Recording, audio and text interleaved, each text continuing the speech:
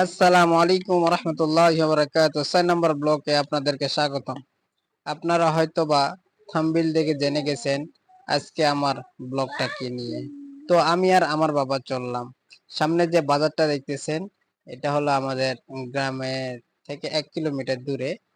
এটাকে আমরা নোসনাহার বাজার বলি। তো আমরা এই নোসনাহার বাজারে আসলাম। বাজার পার সামনে একটা বাজার আছে যেটা হলো আমার শ্বশুরবাড়ি এলাকা।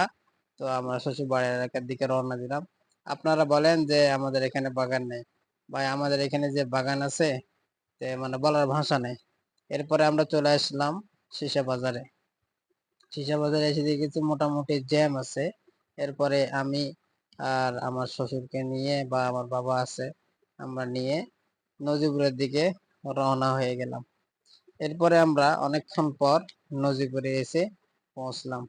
পৌঁছার পর আমরা শোরুমের দিকে চললাম ৩ বাপ বেটা। মাঝখানে আমি আছি, আমার বাবা আছে, আমার শ্বশুর আছে। এরপর আমরা হুন্ডা শোরুমে চলে আসলাম।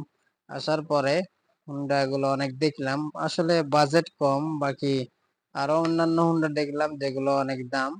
সেগুলো নেওয়ার কোনো ইচ্ছাও ছিল না আমার, বাকি আমার যেটা আশা আর কি যে আমি নিব, সেটা হাজারো কম দাম হোক না কেন, এটা হলো আমার পছন্দ, হুন্ডা ড্রিম 110 সিসি। তো এখানে আমরা দেখাশোনা করলাম। এরপরে কর্মচারী একজন সে ছিল, তার সঙ্গে দামের বিষয়ে কথা বললাম বা বিভিন্ন প্রকার কথা বললাম। আর এখানে আমার বাবা আছে, আমার শ্বশুর আছে। আমার বাবা ভালো করে মোটরসাইকেলটা আবার দেখলো। দেখার পরে তো বললো যে মালিক আসুক, মালিক আসলে আপনারা কথা বলিয়েন। এর মাঝখানে মালিকে ফোন দেওয়া হয়েছে। মালিকে ফোন দেওয়ার পর মালিকের বিষয়ে জানতে পারছে যে মালিক আমার শ্বশুরের মানে ক্লোজ আর কি, কাছের আর কি।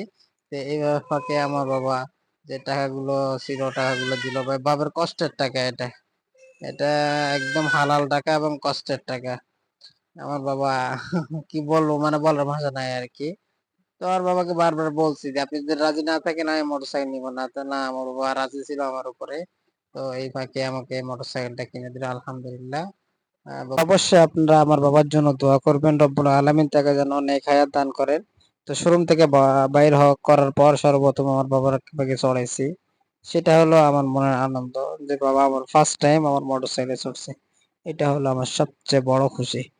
তো ঠিক আছে, থ্যাংক ইউ, ধন্যবাদ।